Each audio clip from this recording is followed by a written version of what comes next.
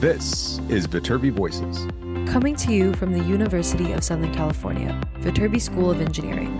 We're here to give you the inside scoop on research, classes, student life, and so much more. All of these shared by students, faculty, alumni, and other members of the USC community.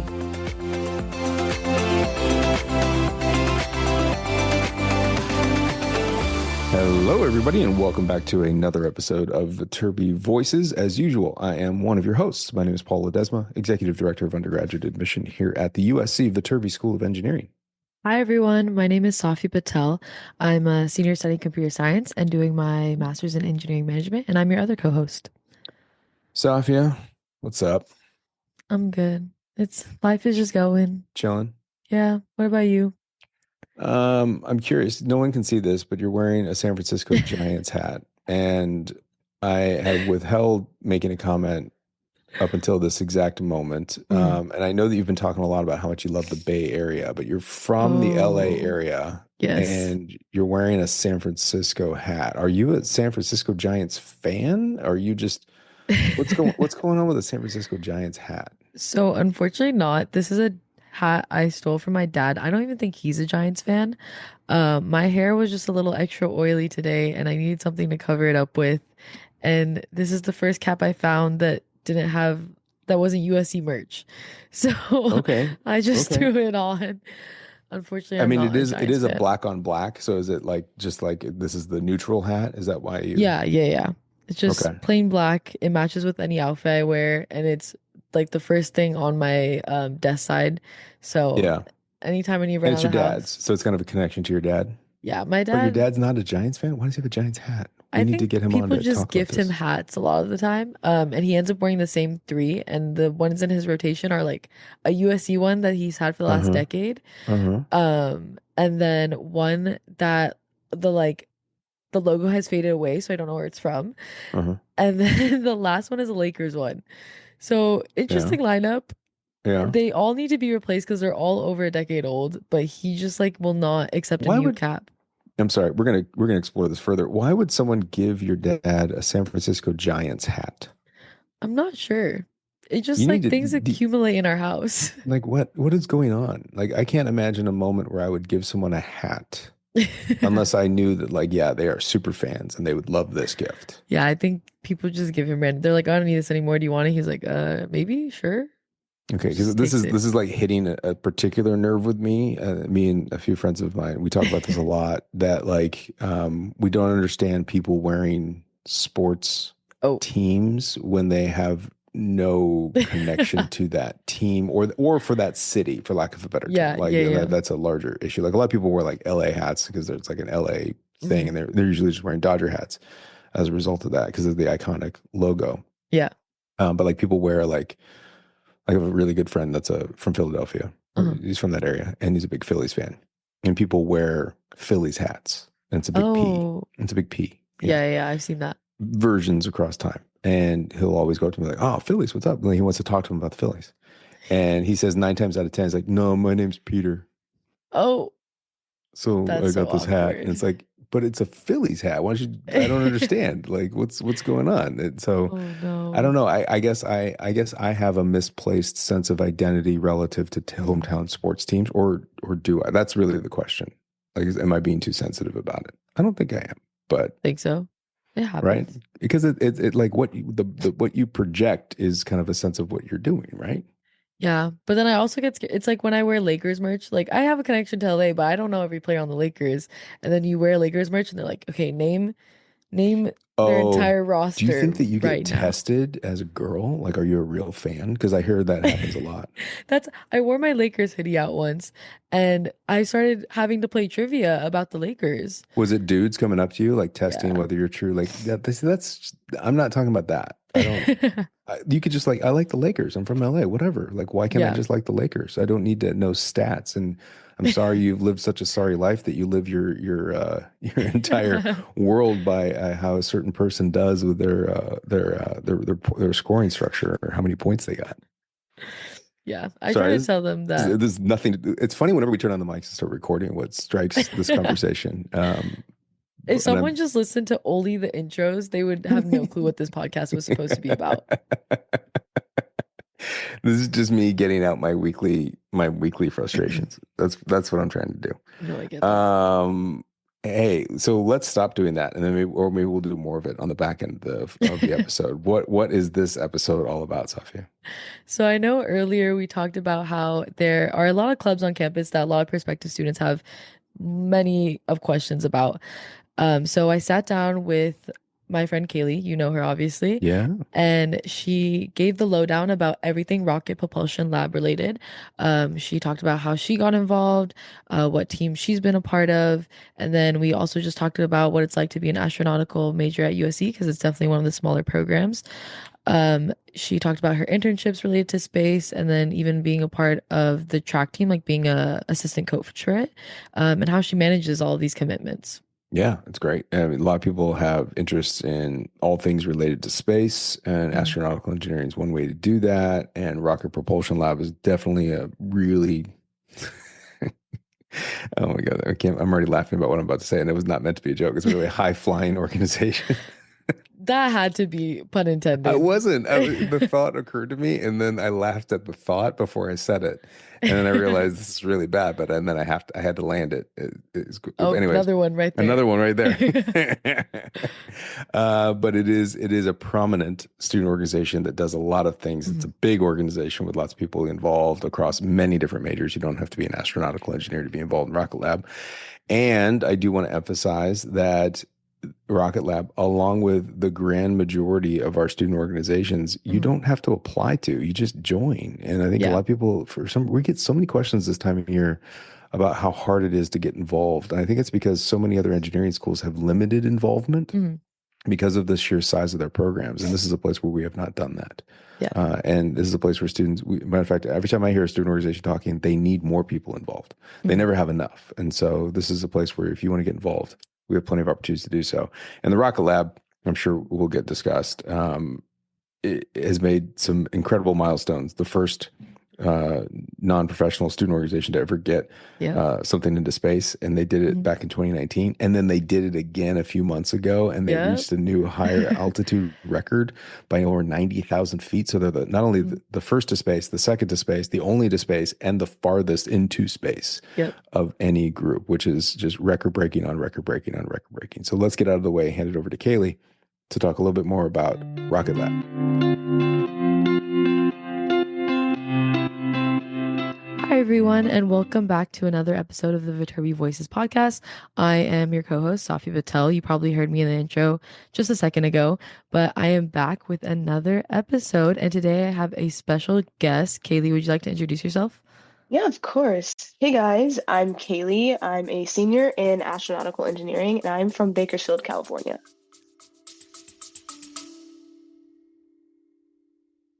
Hi there, it's Brooke, one of your Viterbi admission counselors with your mid-podcast message.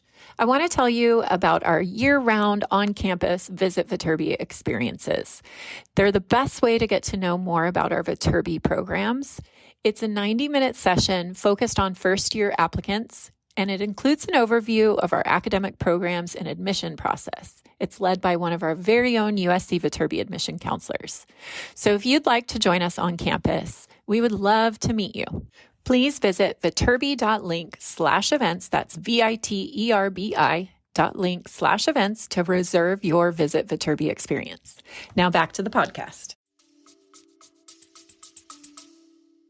Thank you so much for joining us today, Kaylee. I know it's kind of early in the actually, I think you have a much earlier start to your morning than I do. This is kind of early for me. We're filming this at 10 a.m. on a Friday, which is way above the time I wake up. But Kaylee's been up for a couple hours, I think, already. Yeah, I've been up for a little bit, but I don't know. I don't like to do too many things at 10, so I guess it's still sort of early for me. No, I totally get that. Can you tell the people a little bit more about how you kind of found yourself at USC, what drew you to the school in general? Yeah, of course. When I was like a junior in high school, I was trying to sort of rein everything in and figure out where I was going to apply. Mm. My mom works in education, so she was super into it. And I knew that I wanted to study aerospace engineering, specifically spacecraft design and stuff like that. And I knew I wanted to stay in California. So I sort of started with there because I wanted to be close to home and I wanted to Mhm. study aerospace. So we did a quick Google search, aerospace schools in California. And USC was one of the ones that popped up. I had visited most of the other ones before. I wasn't really familiar with USC. I was familiar with UCLA. I had been there several times just, for school stuff, et cetera, et cetera. And I didn't want to go to UCLA, and I just assumed USC was exactly the same because they were Yeah. both in the same place. Um, but it was my junior year, it was Thanksgiving break, and my mom, I think it was like the Monday or Tuesday, my mom like dragged me here. She was like, no, like this has a program, it's an interesting one, it's Mhm. astronautical, like they have two different space majors. I think it'll be good for you. And I was like, no, like I don't want to go. I already know I'm not gonna like it. I was very wrong. I did the tour. I got to tour RPL, which we'll talk a little bit about in a second. And I just absolutely loved it. I loved everyone that I met. It was like Mhm. the coolest place I'd ever been in my entire life. So yeah, that's sort of my story as to like how I found my way here. But yeah. No, I feel like that's a common occurrence for a lot of the people that have been on the podcast so far, especially out of state. I know you're more Mhm. local, but out of state students especially, they're just like, yeah, I wasn't really interested. I applied on a whim. It worked Yeah. out. I love it Yeah. now. But it's just funny how like that kind of works and how one thing leads to another. Because I feel like my experience was so different that when I hear others, I was like, wow, like things just really fell in place for you. Yeah. Um, I was also going to ask about Astro. So astronautical engineering is definitely one of the smaller programs within Viterbi. I think Hmm. it's probably the same size as environmental. We did an episode about kind Hmm. of environmental last year with or last week with Sejal. And she was saying her cohorts are only like 6 people per year. Is it kind of similar for Astro? I'd say Astro's a bit bigger than that. I think Mm. we have around 20. Oh, nice. Okay. I think I can't remember coming in with around between 27 and 29 my freshman year. That's definitely dropped off as you sort of fluctuated, but Yeah. I'd say in the low 20s. Oh, wow. So do you just have like class with roughly the same people every year, or how does that work? Yeah, it's sort of funny. We have just about the same schedule. Like I think yeah, there are just like a couple people who I'm like, we have like legitimately the same schedule every Yeah. semester that I see, which is really nice, a familiar face. Mhm. But regarding like electives, I think that's sort of where things will fluctuate. Okay. But Got yeah, it. all of the astro specific classes, it's like they have one section, Yeah. one time of the day. That's where everyone is at that time. Do you like seeing those regular faces, or is it kind of like, okay, I've seen you in my 9 a.m. I don't want to see you in my next class? I think one night, like yes and no. Mhm. One nice thing about it is that when it comes to astro classes and I need help with homework, I know like Yep. exactly who I can talk to. There's a bit of reassurance there Mm. that I'm not going to have to be like, oh, I need to make a friend in class so that like I have someone to bounce answers off of. Yeah, totally. But it is nice to like, make friends in classes and Mm. like flex, I guess, that little social muscle that like I'm not flexing that much because of like how small our little cohort is. Where do you find yourself like flexing that social muscle though? Do you like take classes outside of your major? Is it more like clubs? Um, I'd say yeah, clubs are like involvements are a big Mm. part of that, but like also all of my electives have been outside of Astro, Oh, which I nice. think is fun. I'm really into like material science and things like that, so I try to venture a little bit more into some of the mechanical classes or material science classes where I definitely meet like different people that I would have never met in my Astro classes. I feel like talking about materials leads a little bit into the design team you're on Mhm. in Rocket Propulsion. And that's kind of what kind of a little bit about just because, oh, did my mic disconnect? I don't know. I can still hear you. I think you're okay. Yeah. Okay, perfect. Rocket Propulsion Lab is probably one of the clubs I feel like prospective students, especially anyone who's interested in mechanical, Hmm. aerospace, astronautical, even sometimes like kids who are interested in civil, just because there's Yeah. like still a composites team. Yeah. Um, it's a question that gets asked a lot. So I wanted to do a little bit of a segment on it in the podcast in case prospective students had questions about it.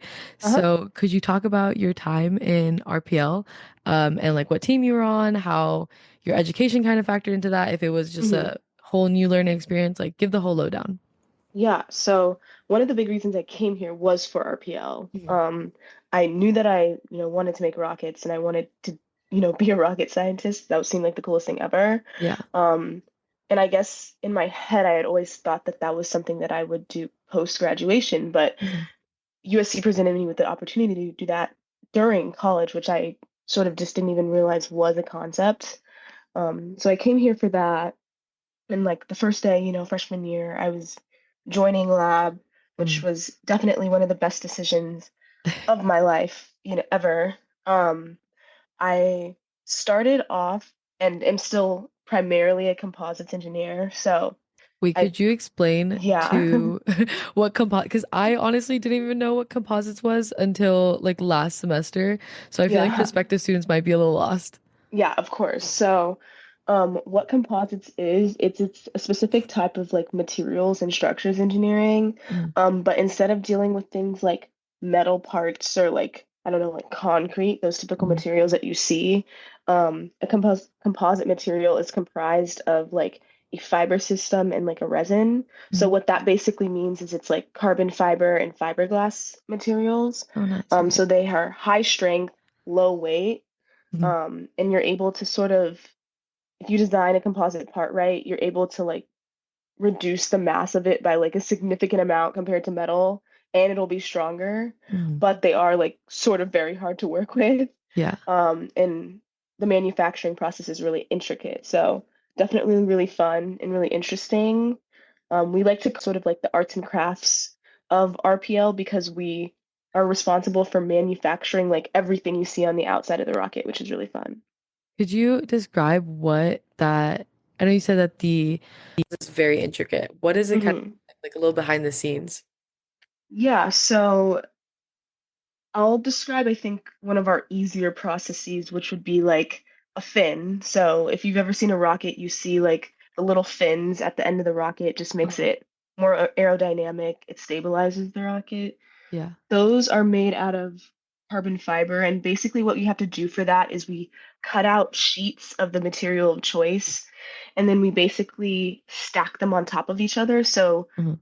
imagine sort of like a paper mache process where you have like your newspaper and like the like starch. Mhm. Um, our materials come what's called pre-preg, which would basically just means it's like already soaked in like the sticky stuff. So Okay. you're taking sheets of this, we're stacking them on top of each other to the desired thickness. Mhm. We're compressing, we're putting it in the oven, and then it comes out like a solid hard structure. So Oh, wow. imagine sort of like a flimsy fabric that's like sticky to start with, and then Yeah. like something that's like super duper strong coming out. Very cool. Is this stuff that you learned just through RPL, or did your classes kind of you took a materials class? Do your classes like kind of help with that, or like how did you even get acquainted with this process?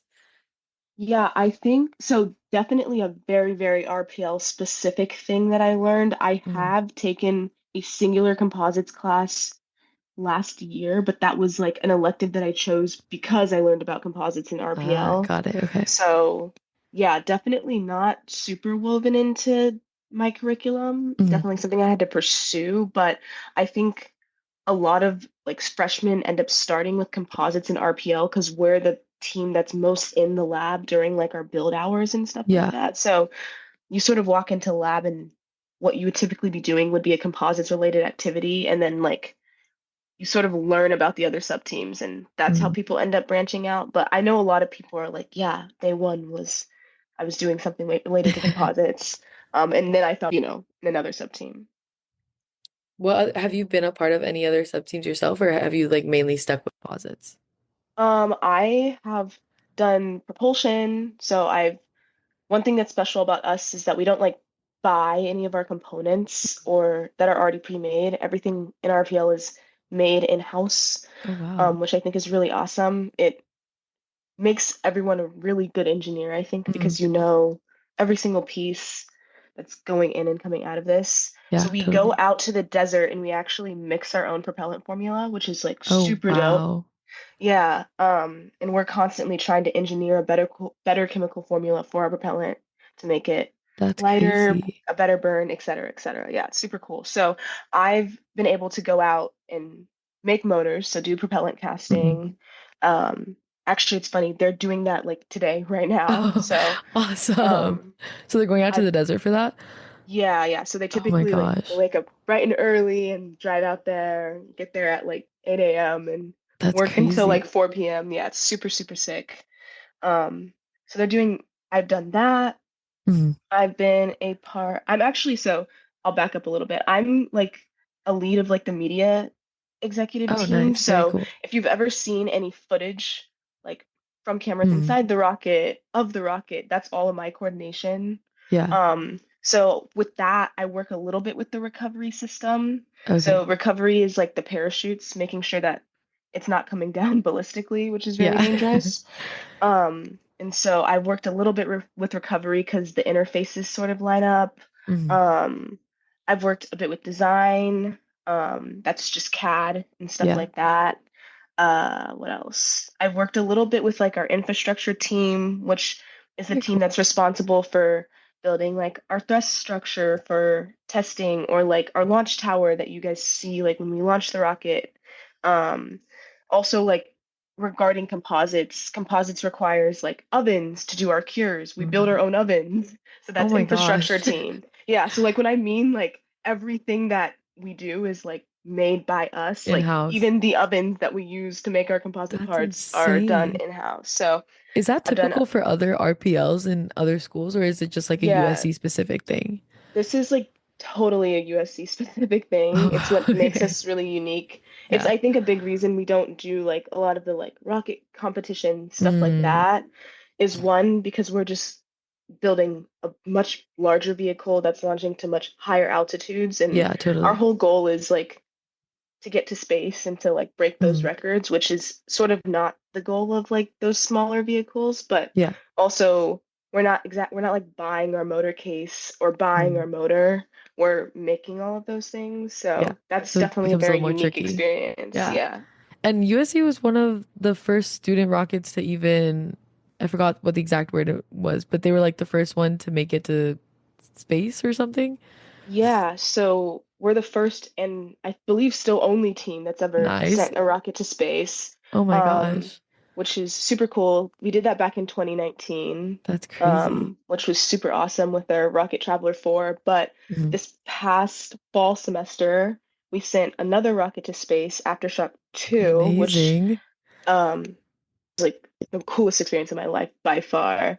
Um, and that now holds the record for like all of amateur rocketry, so not just student rocketry, but also any like people that like just are into rocketry and I guess like have a bunch of money and time to burn.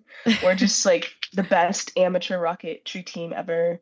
Oh We've wow. sent yeah, we sent our rocket to space. That's like it's like a round like it's like the highest and the fastest rocket ever. There's a bunch of Mhm. really cool stats that we have all on our website that we were super excited to present once we got all our data back. But yeah, that was like last semester. So definitely super exciting, like high risk, high reward Mhm. org to be part of for sure. So all of these awards and like all the reputation that USC's RPL have, does it help you when it's coming to like recruitment, for example, Hmm. or when you're interviewing? Like, do you throw in RPL a lot? Hmm. Yeah. As for getting new members for recruitment, yeah, there's definitely a ton of people that like I was one of those people that came to Mm, USC for RPL. So there's a bunch of like really bright-eyed, bushy-tailed freshmen that we get yeah. like after, our first like new member meeting. And then for like career-wise, whenever Mhm. I'm like in an interview or something, I think around like 90% of the time I'm just talking about projects I've done in Yeah. RPL because they've afforded me the experience to do things like from scratch, like really from raw materials, like the full engineering process, like running a testing campaign, et cetera, et cetera. So for sure. I know you briefly touched upon recruitment for freshmen coming into the club. Can you Mhm. describe what that looks like? Because I know different design teams at USC have different recruitment processes. Like makers, you have to do an application. Yeah. Some others you might need to do like small technical interviews. How does it work for RPL and how do you get involved? Yeah. So for us, it's a very open door policy. Mhm. So our whole principle is that anyone can walk in and get their hands dirty. Yeah. Uh, So there really is no application process. You just sort of have to show up, Mhm. and get onboarded to like all of our like email lists and stuff like that, so you know what's happening when it's happening. Mhm. Um, so yeah, it's a very open door policy. It's really interesting because sometimes we get students that are engineers, which is super cool, that are just like interested in rocketry and stuff like that. Yeah. Um, but yeah, it's I don't know, if you show up, you're in kind of Nice. situation. Obviously, there's definitely a group of engineers that are like more responsible for really making sure that tasks get done and that we're Yeah. moving along a timeline. But um, I don't know. We don't really ever know how many members we have just because some people show up once and never come, and some people are there every day. So it's just, I don't know. It's just the door's open. If you want to come build a rocket, come inside. Like we'll teach you everything you need to know. So it's pretty cool. I love that. That creates such a fun community too.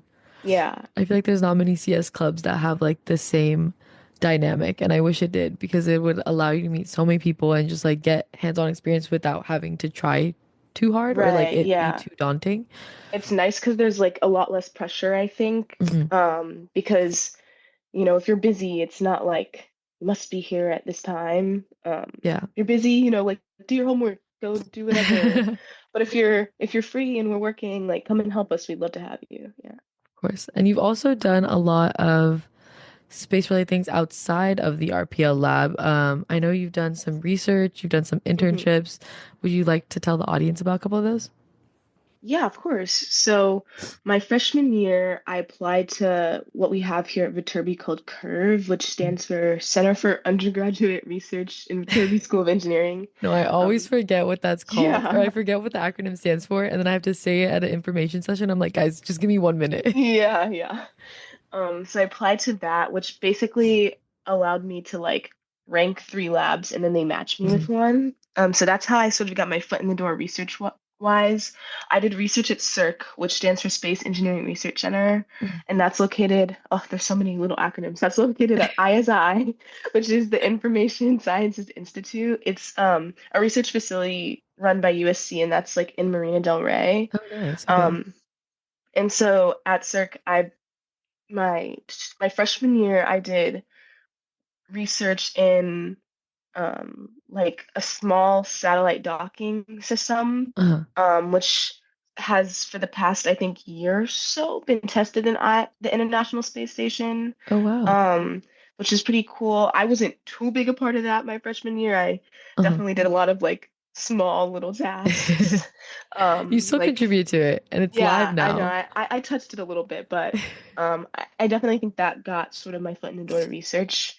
And then my sophomore year, I still was working in the same lab. I just switched projects. Yeah. So this is where I think I actually sort of got my hands dirty. They Mhm. started a new project my sophomore year, which was like a CubeSat project, which is just a really small satellite. So it's Oh, going to be like cool. the size of like a loaf of bread. Um, Whoa, wait, that's insane. yeah, like super, super small. A lot of like student teams do CubeSats because they're really small. You Mhm. can typically do them in like a year, a couple of years, and it's like Okay. a really easy way for you to learn like all the components you might need when you're designing a satellite, et cetera, et cetera. Uh-huh. And I worked on that project for my sophomore and my junior year as like the lead power systems engineer. So what I did for that Mhm. was basically have to make sure it doesn't die.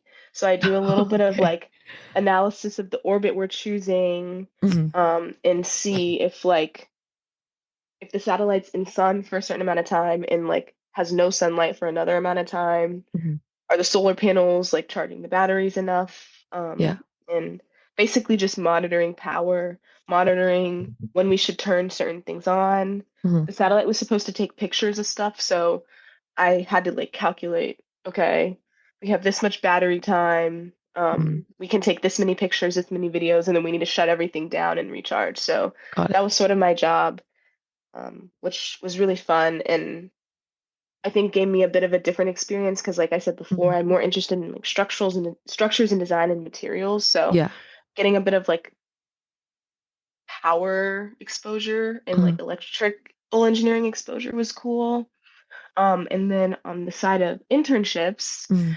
I applied to this program on a whim my freshman year. in the fall that I had found out about actually through RPL. Oh, nice. And it was like it's called the Patty Gray Smith Fellowship, and it's a fellowship for Black students who are interested Mhm. in careers in the aerospace industry. Got And so it. I was like, oh, like yeah, sure, I'll apply to it. And so I applied to that, and with that fellowship, I was able to get my first internship, which was really cool. Oh, very And cool. so I had an internship this summer after my freshman year at a rover company called Nice. Astrolab. So that was super duper fun. Hmm. Um, the company basically, the whole goal of it is to have like sort of like a car for astronauts Uh-huh. in space, like on the moon, on Mars. Yeah. So I got to work a bit on like prototyping and like design concepts for that as to Hmm. like how to increase the capabilities of that rover, which was very, very Yeah. fun. So that was the summer after my freshman year.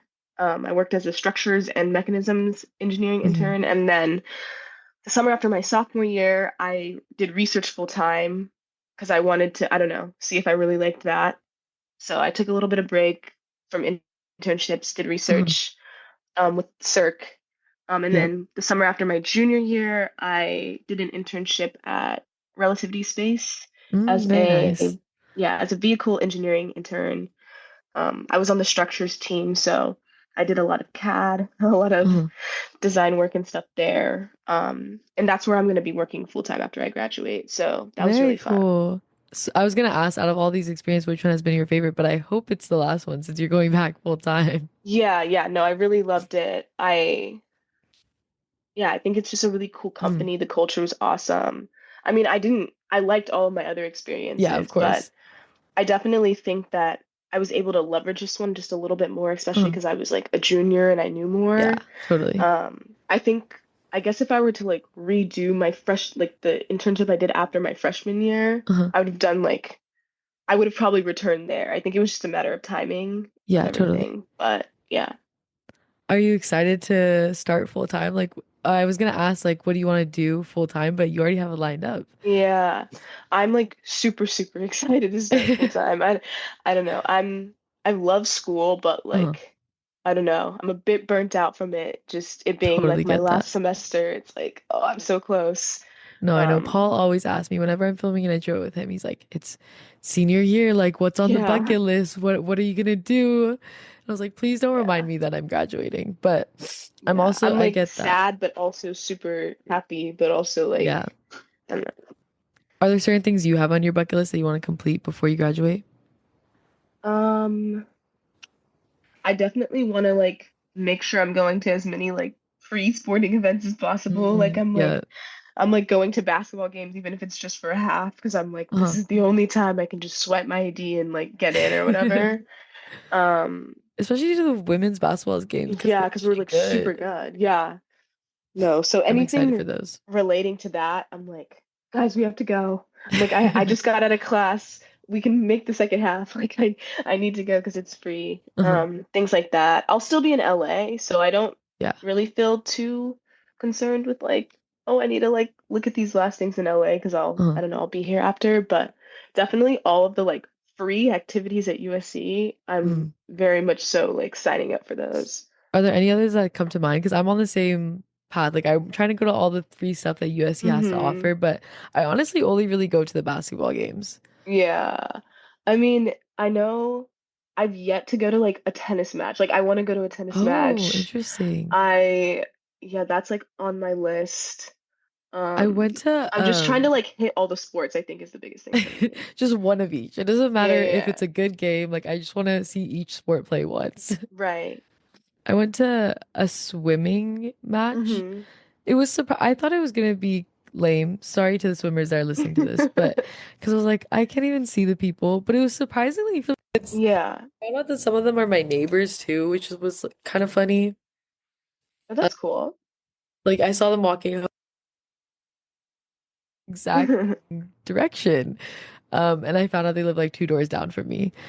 So that was funny. But sorry, I lost my train of thought a little bit. But I was gonna ask, you also have some experience with like the track team, since we're on the topic of Right. sport.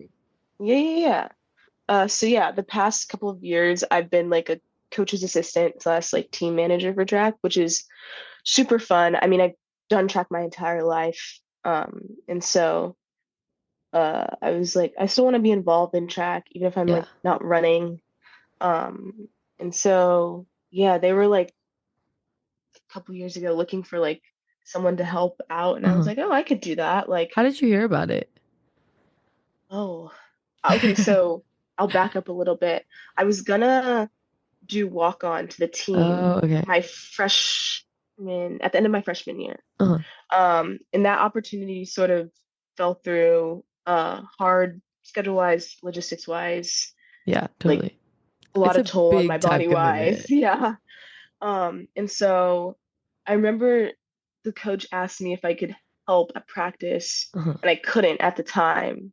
Yeah. And so then like a year later, my schedule had actually like opened up to where I could like go to practices. Oh, And nice. it lined up a bit better.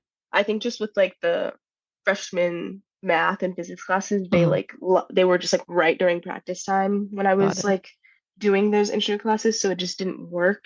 Mhm. And now they work a lot That's better awesome. because practice is like from 1 to 4 p.m. It's like smack in the middle of the day. Ah, dang it. So now all my classes are like late. So I'm just like, oh Oh, yeah, okay, cool. I should so, like some days practice my first thing like on my calendar at 1 p.m. and I'm just like It's showing up to honestly that. kind of So yeah. nice. I like having later classes now. I feel Hmm. like when I first got to USC, I was like, okay, I want to just knock out all my classes 9 to Hmm. 12. Hmm. And now my Yeah. earliest class is like, well, I have it's 12 p.m. ceramics, but besides, I only have like Okay. 4 to 6. Yeah, I think it's also so much easier, like the classes in the morning, if it's like 50 minutes, it's Mhm. perfect because it's like, okay, we're moving quickly. But I don't Yeah, think I could do a 3 hour class in the morning. I think I would like crash so yeah. hard. And I would need way more caffeine, and I don't even drink Yeah. coffee, so it would just not be good on my body. Yeah, everything would just be horrible. Yeah. So for the track team, do you travel with them? How does that line up with your schedule? Yeah, so I do travel, not to every meet, but to Mhm. a lot of them. Um, yeah, so basically there's a couple of other managers that travel with Mhm. me. Okay. Typically they try to do like 1 to 2 per meet. So Yeah. we sort of just coordinate like a week, 2 weeks in advance. Like, hey, Mhm. are you guys free to be gone from like Thursday to Saturday or whatever, Yeah. for a meet? And Where's the you know, coolest place you've traveled for a meet before? hmm, I had never been to Seattle, and I got to go to Seattle, which was really Mm. fun. Um, Was it and raining that while you made were there? it was actually really nice, but I was there for like 2, 3 days, so it was like it was short, like it couldn't rain, but it was it was really I'd always heard about Seattle, and like I don't know, there's like aerospace companies there, and I was like Mm. maybe I could live there, but then I like got to go there for track, and I was like, ooh, I would actually really like living here. Yeah. It's a really I've nice been to place. I've been to Florida, which was Ooh. also fun. That was a fun meet to go to. But it was just like where we were in Florida was like it was just the school. Like there Oh. was not really a lot of things. So it just depends on what school you go to, I think is the Yeah. bigger thing. Um, like some schools are just like a super small town and just the school's really the Yeah, only thing it's in the just very town. And college that's town. that's exactly how it was when I went to Florida. Oh, Whereas like when okay. I went to like, UW, like it was There's a right lot next to happening. Seattle and like the Yep. cities there. So That's a lot I of think fun those are though. my two favorite places for different reasons. Florida was cool because it was just Florida and it was Yeah. like nice and sunny, but Seattle was cool because I actually got to see the city and we had some free Mm, time and they let us like go and just like walk around. that's so fun. Do you find it easy when you're kind of traveling for track meets or everything else you have going on, honestly? Yeah, yes and no. I mean, I think if I don't manage it well, it very quickly gets like ahead of me and Yeah, everything. totally. Um, I do think track is really nice since it's in the spring and we don't do anything in the fall. I think it gives me something to like work toward because I notice I work a lot better when I have like a different deadline other than the due date of an assignment. Yeah, totally. Yeah, it's like, okay, guys, I need to do my work because I have to fly out on Thursday. Like I need to Yeah. get it done. And I think in the fall, like I have like football games where I'm like, okay, we need to grind so I can go to the Mm, game on Saturday. mhm. Whereas in the spring, I don't really have that. So track is nice because it's like I gotta grind because I gotta go to a track meet on Yep. Saturday, kind of. Um, which I think it just like replaces football in the fall, which is That's so nice. sort of a natural transition, I guess. I like that. Basketball fills my void for football in the fall, Hmm. but Yeah, the but boys team basketball's has throughout not. the week too, so it's just Yes. like it's a bit different. Yeah, totally. And sometimes the games are like right after my classes, or Yeah, the boys team hasn't been as good this year, so it's been a little yeah, sad. yeah. Especially, did you go to the UCLA USC game recently? I did not go to that game. I had a class, but I was like watching the live stream on ESPN. It was so sad. We were like, me and my friends were about to leave with like 8 minutes left because we're like, okay, we're not coming back. And then Yeah, as we were walking out, because we took a little bit of time to get back to the exit, yeah. by the time we were walking out, we were only like 5 points down. So we're like, okay, Oh, we can do this. And then we yeah, were we gotta 2 points stay. down. Now we were watching it like from like literally the bleacher point, like we weren't even in the stands. And then we were someone missed two free throws, and we're like, Uh, it's time to leave. yeah, I feel like it's over. But I No, to go to more of the games, especially. see, I'm. Oh, sorry, go ahead. Oh, I was just gonna say, like, I'm glad that I guess the past 4 years or whatever, I feel like at least for basketball, Mhm. USC and UCLA tend to be pretty evenly matched. Like the Yeah, it's years that weird. like we're really good, they're really good, and like when we're not too good, they're not too good. Yeah, So there's never a I blowout. yeah, I think it's exciting because I don't know, I feel like for football sometimes it's just like another team just gets smacked, but at least for Yeah. basketball, you can go to those games and you'll be like, it's gonna be pretty good. Like Yeah, it can go either way. totally. No, it's been really fun. I'm hoping to go to more of them, especially because you said last semester, and it's really Hmm. creeping up on me. I feel like this semester has gone by so quick. Like we're already done with week, is it 3 or 4 right now? Three? Yeah, three. Yeah, like Yeah, I'm that's crazy. losing track of time. I feel like that covered kind of all the questions I wanted to ask you about. Like I said, it was mainly focused on RPL, Astro, Hmm. all the things that prospective students have been asking so many questions about. And I also don't want to take too much of your time this morning because it's a Friday and we No, all you're want all to be good. done for the day. So thank you so much for joining me, Kaylee. Of course. Is there any like last piece of advice, anything you want to tell the audience before we head out? Oh, I don't think so. I don't know. No, sorry to put you on the spot. No, you're good. Okay, I think that wraps up our episode. Um, Awesome. hope to see you all next Sunday for a new episode of the Viterbi Voices podcast. Thank you.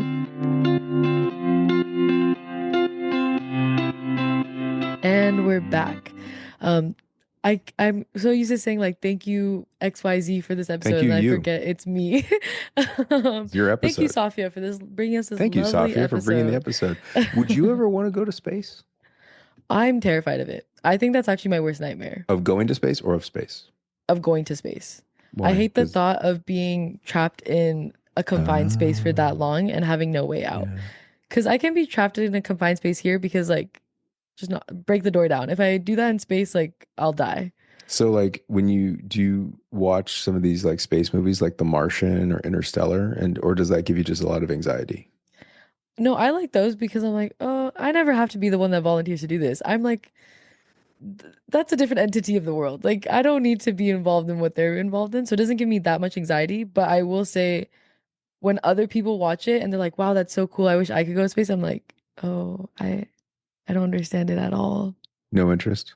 Not at all. But maybe Interesting. that's why I'm not an aerospace major. Yeah, I don't. I have zero interest as well. Mhm. But that's just because it's like, yeah, I got plenty of stuff down here. I don't know if it like scares me. I guess it probably scares me. I don't know. I've never really thought about it. I don't have strong feelings about it, I which is think interesting. when people mention how they want to go to space, I immediately like shrivel a little bit. I'm like, oh no, Really? that sounds like terrifying. I See, don't know why. I guess I'm nonplussed. I'm like just neutral. Like someone says like, Mm, oh, I really want to be an astronaut. I'm like, hey man, cool. yeah, I I good for have you. yeah, good for you. And I don't have any feeling negative or positive Yeah, toward that. I'm like, hey, the world needs you. It's not me. So yeah, that's definitely not interesting. me. It's definitely not me. We just showed my daughter The Mm. Martian, and she loved it, and she's Oh, super no excited way. about it. Would she ever want to go to space? I haven't asked her that question. Maybe she I should be our next guest. She would love that. Uh, And she just likes what I like about it, and I'm sure what our audience Mm, kind of tends to identify with it is the idea of how that movie in particular is just engineering. It's mm. breaking down the problems to solve the problem. It's Yeah. do the math, do the work through the problem. And yeah, it has this dramatic sense of life and death, and of course it is life and death when you're up there, but Mm, it was directly relatable to her, as mm. far as like, oh yeah, that's like, because she did Lego robotics this year, and she's like, oh, Oh, just nice. trying to figure out the problem, and like, how do you solve the problem, Yeah. and things go wrong. And it was just on this like massive, larger than human scale, which I thought Mm. was kind of cool. And so I think she could start to see that connection, which I think was really nice. And it was fun to see. And I'm excited about that. Author's next book is being made into a movie. I think it comes out next year. Oh, I didn't know that. Yeah, no, it's, What's the see next if I book can, called? The Moonfall? God, no, so it's not a sequel. It's just another book, Oh, but it's okay. done by Like the same completely separate. author, Okay. Andy Weir. Mm. And it's called, I'm going to blank on it. I do know it's starring Ryan Gosling. Oh, so I'm sure it'll get traction. It is a space adventure. If I remember correctly, the log line Uh-huh. is like this astronaut wakes up in space with no memory. Oh, I'd hate that. This is why it's my worst nightmare because that's possible, I and I think don't that's know what what I it would is. do. I could be wrong. Project Failsafe? No, Interesting. It's Project Oh, something. Project Hail Mary. Hail Mary. There it is. Mm. Hail. I was close. Close enough. Close Uh, enough. Project Hail Mary. Yeah. So I think it's coming out next year, which would be exciting to Interesting. see. So, because it's like the same idea of like Yeah. space and cool stuff. So well, I'm sure we'll discuss it. Um, awesome. So if you are, I think we have two different populations more often than not listening to this podcast Mm. at this time of the year. Three populations. Parents. One is, well, every population I'm about to list is also including parents of these people in I was it. about to So say. if you want to call that six populations, great. But these are three populations, including the parents in Mm. that one. We have uh, high school juniors and younger that have started to look at colleges, and they start to visit, they start to Mm. learn more. If you're in that boat, if you are able to visit, I encourage you to do so. We have a number of different visit events at viterbiadmission.usc.edu/visit. Oh, I'm sorry, we have a shorter link for the podcast, viterbi.link/visit.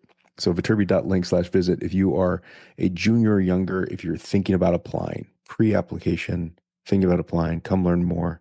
Plenty of events, lots of availability. And we've opened up just a slew of them for President's Day week, because we know a lot of students have that off of Mm. school. So check that out. Then we have students that are seniors in high school that have applied and waiting to hear their admission decision. There is no update at this point.